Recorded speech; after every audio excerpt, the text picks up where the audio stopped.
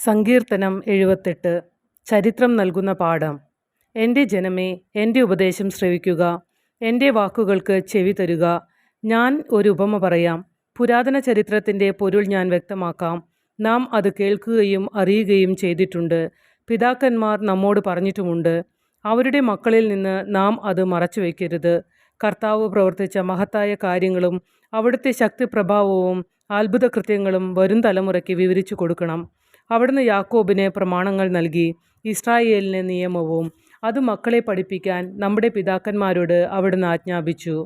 വരാനിരിക്കുന്ന തലമുറ, ഇനിയും ജനിച്ചിട്ടില്ലാത്ത മക്കൾ അവ അറിയുകയും തങ്ങളുടെ മക്കൾക്ക് അവ പറഞ്ഞു കൊടുക്കുകയും ചെയ്യും. അവർ ദൈവത്തിൽ ആശ്രയിക്കുകയും അവിടുത്തെ പ്രവൃത്തികളെ വിസ്മരിക്കാതെ കൽപ്പനകൾ പാലിക്കുകയും ചെയ്യും. അവർ തങ്ങളുടെ പിതാക്കന്മാരെ പോലെ ദുശാഠ്യക്കാരും മത്സരബുദ്ധികളും ചഞ്ചലഹൃദയരും ദൈവത്തോട് അവിശ്വസ്തരും ആകരുത്. വില്ലാളികളായ എഫ്രായിംകാർ യുദ്ധദിവസം പിന്തിരിഞ്ഞോടി. അവർ ദൈവത്തിൻ്റെ ഉടമ്പടിയെ ആദരിച്ചില്ല. അവിടുത്തെ നിയമമനുസരിച്ച് നടക്കാൻ കൂട്ടാക്കിയതുമില്ല. അവർ അവിടുത്തെ പ്രവൃത്തികളും അവർ കണ്ട അത്ഭുതങ്ങളും മറന്നുകളഞ്ഞു. അവിടുന്ന് ഈജിപ്തിൽ സോവാൻ വയലിൽ അവരുടെ പിതാക്കന്മാർ കാണുകെ അത്ഭുതം പ്രവർത്തിച്ചു. അവർക്ക് കടന്നു പോകാൻ കടലിനെ വിഭജിച്ചു. അവിടുന്ന് ജലത്തെ കുന്നുപോലെ നിർത്തി.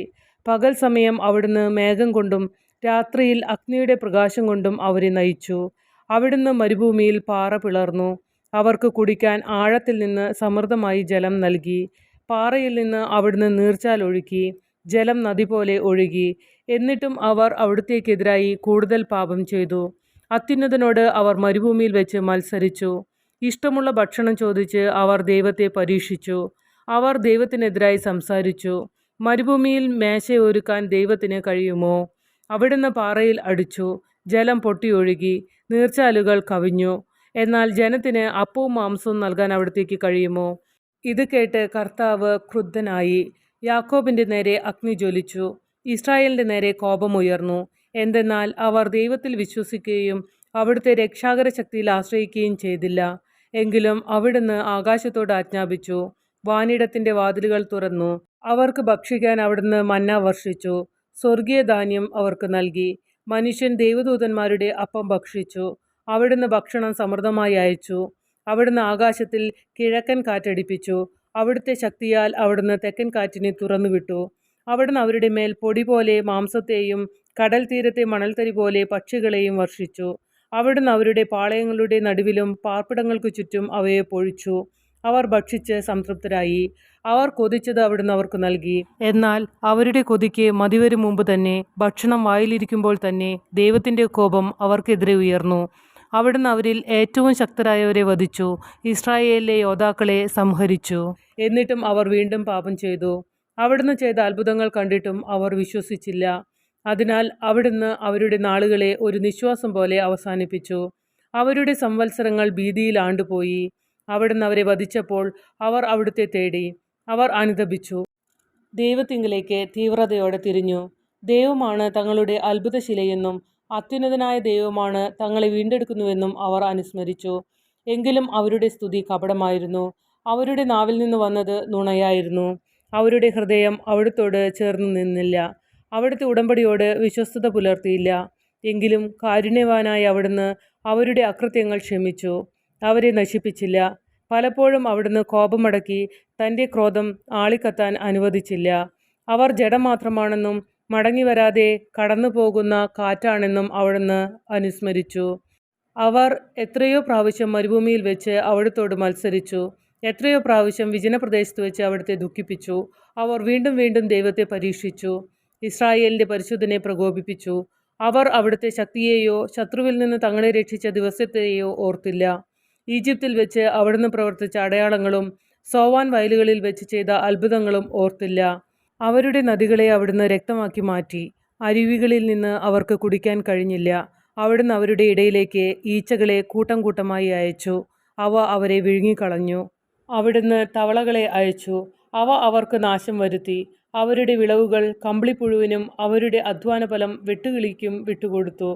അവിടുന്ന് അവരുടെ മുന്തിരിത്തോട്ടങ്ങളെ കന്മഴ കൊണ്ടും സിക്കമൂർ മരങ്ങളെ ഹിമവർഷം കൊണ്ടും നശിപ്പിച്ചു.